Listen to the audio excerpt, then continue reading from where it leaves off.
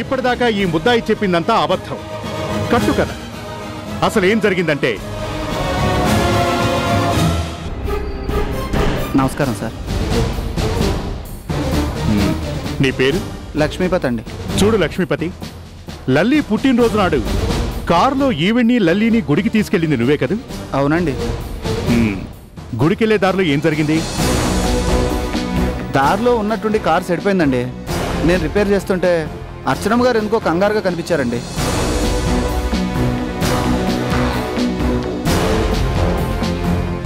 అంతేనండి. నేను ఆగమ్మ అంటున్నా ఆగకుండా లల్లీని తీసుకొని కంగారుగా వెళ్ళిపోయారండి. అన్యాయంగా ఆ పిల్లని చంపేయడానికే తీసుకెళ్తున్నారని తెలిస్తే కాళ్ళకు అడ్డుపడైనా సరే లల్లీని కాపాడేవాడినండి.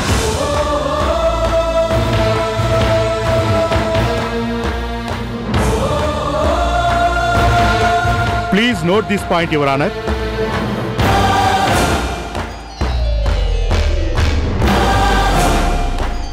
Last but not the least, ఈ కేసులో అతి ముఖ్యమైన ఆఖరి సాక్షి.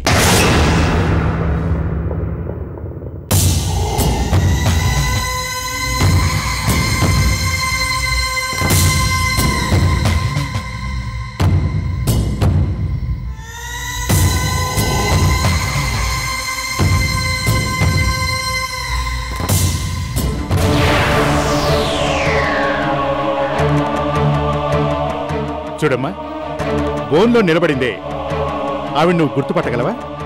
ఎందుకు గుర్తుపట్టను బాబు? కనికరం లేని కసాయిది, పసిపిల్లని పొట్టును పెట్టుకున్న పాపిష్టిది.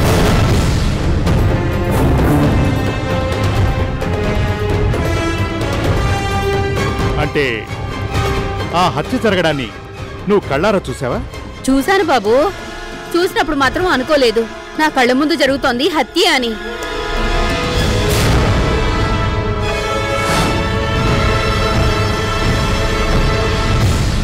ఆ రోజు నువ్వు ఏం చూసావో వివరంగా చెప్పగలవా? చెప్తాను బాబు. ఆ రోజు ఇవిడు గారు ఓ చిన్నపిల్లతో నా దగ్గరకొచ్చి పూలుగొంది. కొంచెంసేపటి తర్వాత నేను చూసేసరికి ఆ పాపను తీసుకుని రైలు పట్టాల మీదకి లాక్కెళ్తోంది.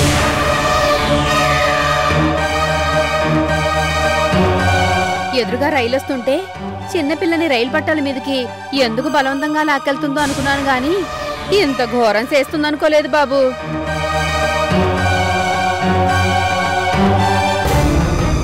బంతి పువ్వులాంటి ఆ పిల్ల బతుకుని బలి తీసుకుంటుందని నేను ఊహించలేదు బాబు. Please note this point your honour. నువ్వు వెళ్ళమ్మా. దండలయ్య.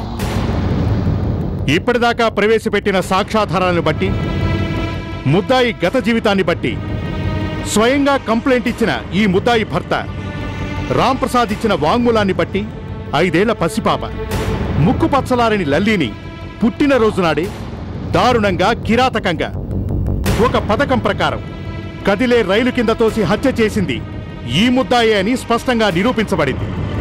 It is a clear and cold blooded murder.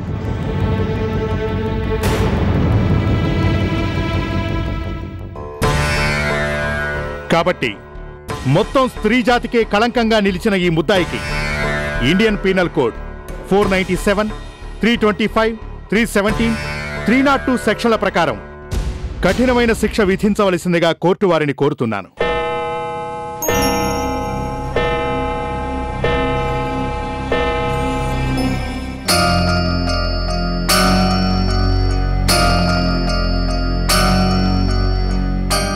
ఈ కేసు తీర్పుని 15 రోజుల పాటు వాయిదా వేయడమైనది. The judgement is reserved and the court is అడ్జర్న్డ్.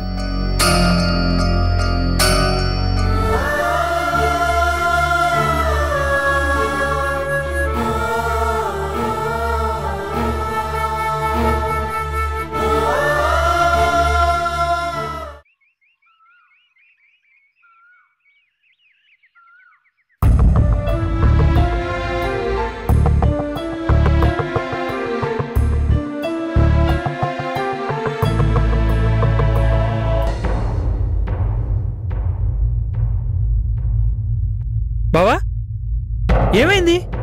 కోర్టులో ఏమన్నారు? చెల్లెమ్మని చెల్లెమ్మ దాని బతుకు ఇంకో 15 రోజుల్లో ముగిసిపోతుంది అన్నారు. బావా, చెల్లెమ్మ నువ్వు అబద్ధం చేసుకుంటున్నావు. తను అలాంటిది కాదు. గోవిందం, అవును బావా, ఒక్కసారి ఆలోచించు. లల్లిని అర్చన ఎంత ప్రేమగా చూసుకునేదో. అదంతా ప్రేమ కాదు, నటన, వంచన, మోసం. కాదు బావా, కానే కాదు. గోవిందం, దాని గురించి నీకు తెలుసా, నాకు తెలుసా? అవును బావా, అర్చన నీకు భారీగా మాత్రమే తెలుసు. కానీ నాకు తోడబుట్టిన వాడిని కాకపోయినా తన మనసు ఎలాంటిదో నాకు తెలుసు. ఎదుటివాడికి కష్టం వస్తే ఎంతగా తన మనసు తల్లడిల్లిపోతుందో నాకు తెలుసు. గోవిందం, ఏం బావా, మర్చిపోయావా? మీ అమ్మకి జబ్బు చేస్తే అర్చన కంటి మీద కొనుక్కు లేకుండా రాత్రి బౌళ్ళు ఎంతగా సేవ చేసిందో. నేను కల్పన గొడవ పడుతుంటే కల్పనకు నచ్చ చెప్పి మా ఇంటికి పంపించింది. బావా, నేను మీలాగా పెద్ద పెద్ద చదువులు చదువుకోలేదు. మీలాగా గొప్పగా మాట్లాడటము నాకు చేత కాదు. కానీ ఒక్క మాట చెప్తాను, నా చెల్లెల అర్చన ఎలాంటిది అని ఆ జడ్జి గారు అడిగితే ఒకే ఒక మాట చెప్తాను, దేవత అని. దేవత కాదు, రాక్షసి. నా లల్లిని బలి తీసుకున్న బ్రహ్మ రాక్షసి. ఆ రాక్షసికి శిక్ష పడాల్సిందే, ఊరి శిక్ష పడి తీరాల్సిందే.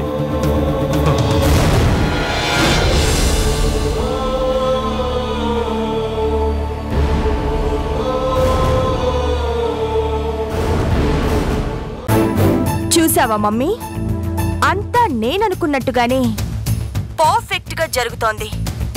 కోర్టుల సాక్ష్యాలు తనకి వ్యతిరేకంగా వస్తుంటే నేరం చేసింది నువ్వే అని ప్రతి ఒక్కరూ వేలెత్తి చూపిస్తుంటే బోనులో నిలబడ్డ అర్చన ముఖంలో రంగులు క్షణ క్షణానికి మారిపోతుంటే నా జీవితంలో అంత అద్భుతమైన దృశ్యాన్ని ఇంతవరకు చూడలేదు మమ్మీ. అదంతా ఓకే గాని లల్లీ డెడ్ బాడీని ఎలా మేనేజ్ చేసావు? మమ్మీ, పైసా ఫేకో తమాషా దేఖో అన్నారు. ఈ ప్రపంచంలో డబ్బుతో కొనలేనిది ఏముంది? లల్లి వయసున్న ఓ అనాథ పిల్ల శవాన్ని డబ్బులు పారేసి తెప్పించాను. అదే శవానికి పుట్టినరోజు నాడు లల్లి వేసుకున్న గౌనుని మార్చి తెలివిగా రైలు పట్టాల మీద పారేయించాను. గుర్తుపట్టలేనంతగా పాడైపోయిన ఆ పిల్ల శవాన్ని చూసి అది లల్లి డెడ్ బాడీయే అని పోలీసులు, ఇంట్లో వాళ్ళు, చివరికి లల్లిని కన్న తండ్రి పాపం బావగారిని కూడా నమ్మించగలిగాను. అద్భుతం, అమోఘం. నిజంగా ఇప్పుడు నేను నిన్ను కన్నందుకు చాలా గర్వపడుతున్నాను. ఇక మీద నువ్వు ఈ సంగీత కూతురివి కాదు. మమ్మీ, కంగారు పడకు. ఇన్ని తెలివితేటలున్న సౌందర్య కన్న తల్లినని తలెత్తుకుని గర్వంగా చెప్పుకుంటాను. Thank you so much ma'am. Soundarya, next step ఏంటి? ఇంకేముంది, అర్చనకి జైలు శిక్ష, అత్తవారింట్లో ఈ సౌందర్యకి పట్టాభిషేకం. ఆ శుభవార్త ఎప్పుడు చెప్తావు? త్వరలోనే చెప్తాను మమ్మీ. ఉంటాను, బాయ్.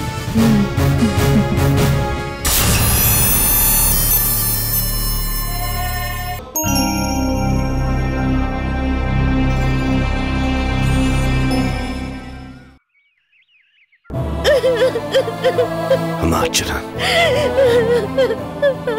చూసావా నాన్న, ఆ పబ్లిక్ ప్రాసిక్యూటర్ ఎంత దారుణంగా మాట్లాడాడో.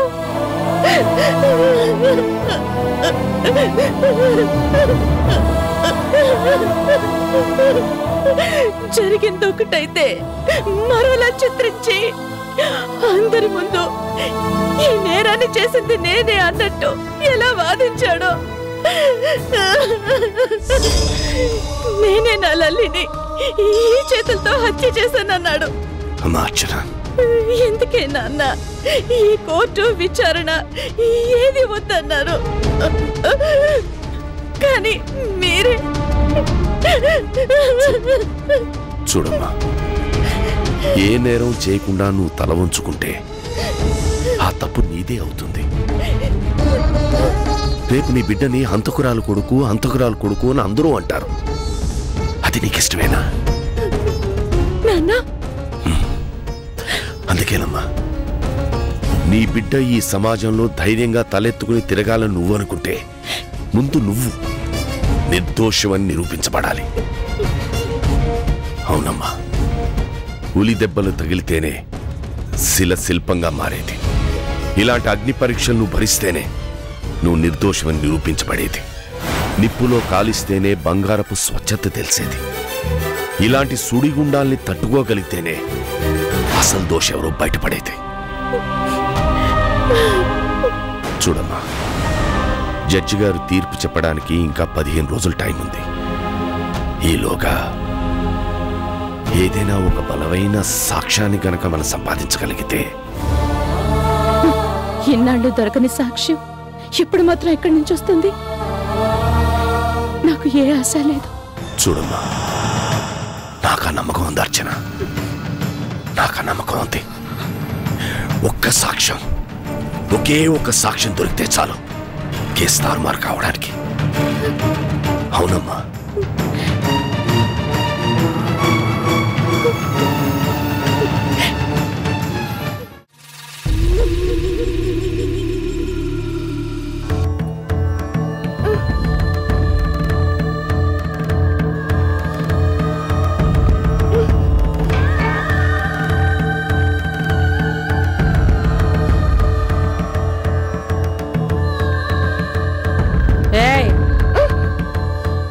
ఇడ్లీ తింటావా? కడుపు మాడింది కదా, తినకేం చేస్తావు? తినే. ఇదిగో. ఏటి? ఓ మర్చిపోయాను, కట్లిప్పాలి కదా.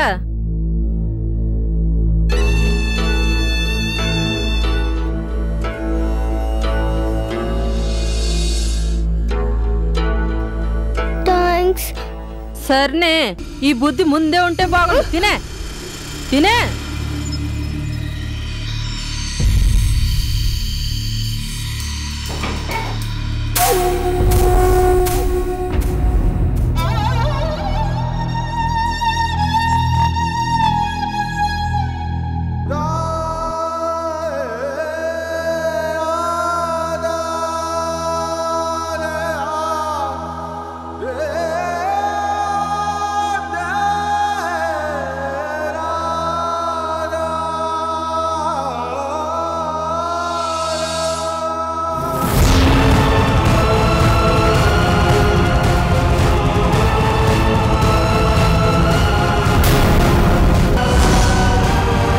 హంతకురాలు అర్చనకి ఉరి శిక్ష.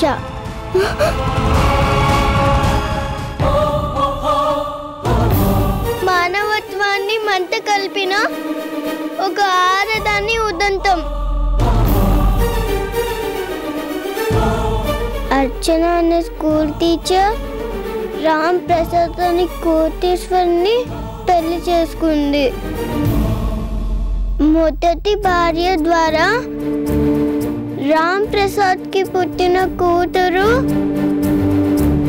లల్లిని బాగానే చూసుకునేది. కానీ అర్చన ప్రెగ్నెంట్ అయిన తర్వాత తన సౌతి కూతురు లల్లిని ఎలాగైనా అడ్డు తొలగించుకోవాలని పథకం వేసింది.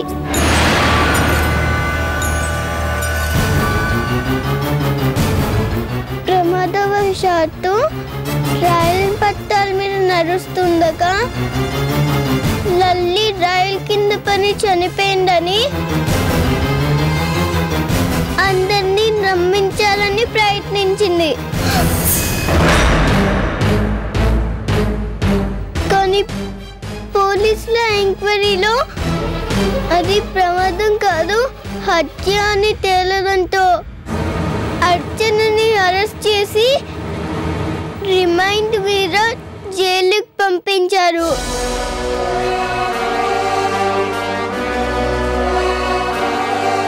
ఈ నెల 15వ తారీఖున కోర్టులో జడ్జి గారు చిన్నారి లల్లిని దారుణంగా హత్య చేయించిన అర్చనకి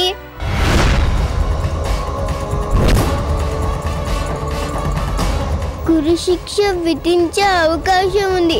అమ్మా!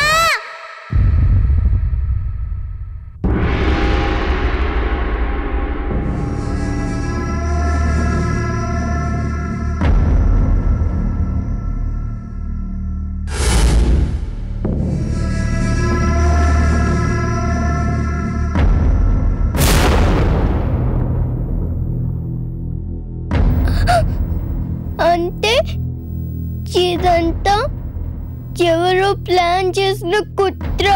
వీల్లేదు. అమ్మని ఎలాగైనా రక్షించుకోవాలి. రక్షించుకుంటాను, కానీ ఇక్కడ నుంచి ఎలా తప్పించుకోవాలి?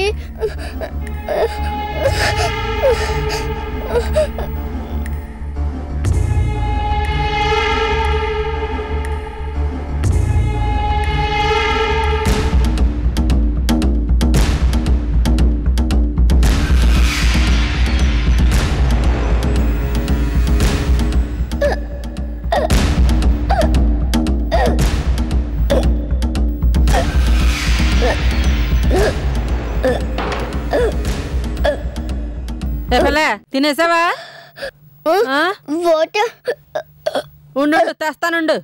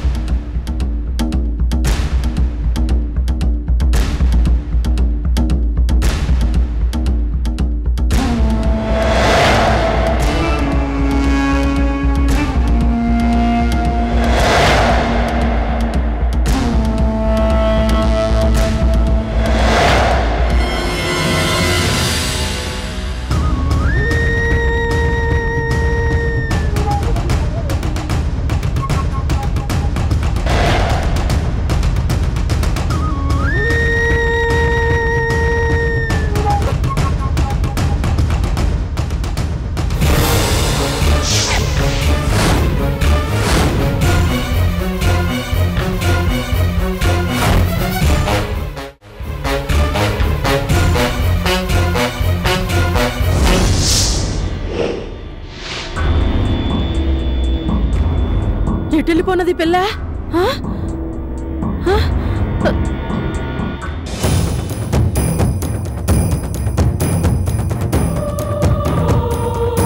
ఎటెళ్ళిపోన్నది?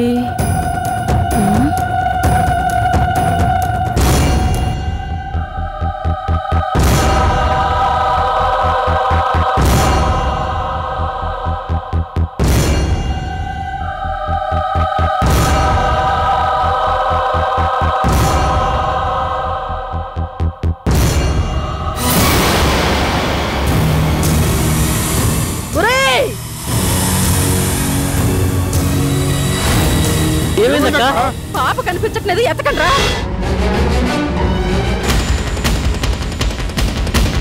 ఒరేయ్, అమ్మగారికి తెలిస్తే మనం చంపేస్తుంది. దాన్ని వదలొద్దు, పట్టుకోండి, వెళ్ళండి, పరిగెత్తండి.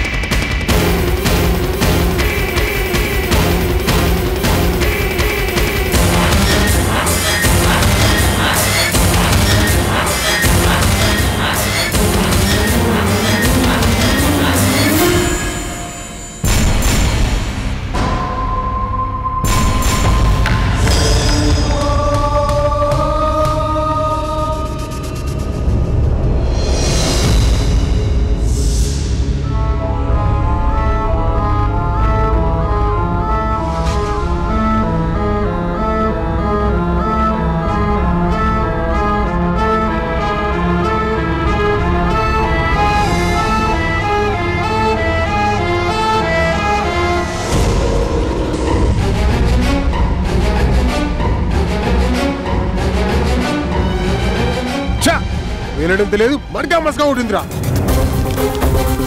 ఇంతలోనే ఎలా తప్పించుకుందా నాది? పిల్లగాని తప్పించుకుందంటే మేడం చేతిలో మన ప్రాణాలు పోయినట్టే. పదండ్రా, వెతుకుదాం. అన్నా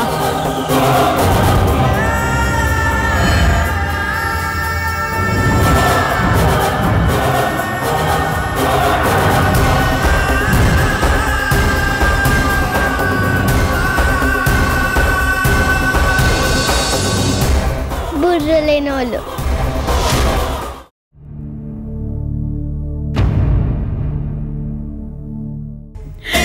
అత్తయ్య, అర్చన అత్తయ్య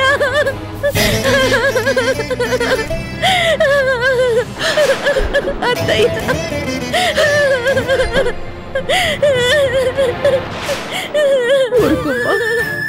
ఊరుకో.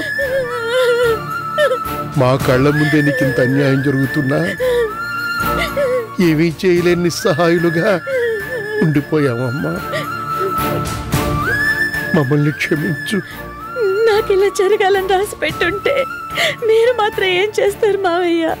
రాసిపెట్టి ఉండడం కాదమ్మా, మా పెద్దాడు మనసు లేని బండరాయిలాగా మారి చెవులతో విన్నది కంటితో చూసిందే తప్ప బుద్ధితో ఆలోచించలేని బుద్ధిహీనుడిగా తయారయ్యాడు. వద్దయ్యా, వారిని నిందించి మాత్రం ప్రయోజనం ఏముంది? ఏ జన్మలో నేనేం పాపం చేశాను, అందుకే ఈ జన్మలో ఇలా శిక్ష అనుభవిస్తున్నాను. వీల్లేదమ్మా, వీల్లేదు. ఏ తప్పు చేయను నువ్వు ఇలా అన్యాయంగా శిక్ష అనుభవించడానికి వీల్లేదు. అవునమ్మా, తాళి కట్టిన వాడే నువ్వు నేరం చేశావని అపోహపడి ఉండొచ్చు, కానీ నువ్వే తప్పు చేయలేదని మేము నమ్ముతున్నావమ్మా. లల్లి అంటే ఎంత ప్రేమగా చూసుకునేదానివో, ఎంత అభిమానంగా చూసుకునేదానివో మాకు తెలుసునమ్మా. అలాంటి నిన్ను పోన్లేండి మావయ్య, ఎవరికున్నా లేకపోయినా మీకు నా మీద ఏమాత్రం అభిమానం ఉంది, నాకంతే చాలు. నేను పాపమే చేశానో పుణ్యమే చేశానో భగవంతుడికే తెలుసు. నా రాత ఎలా ఉంటే అలాగే జరుగుతుంది.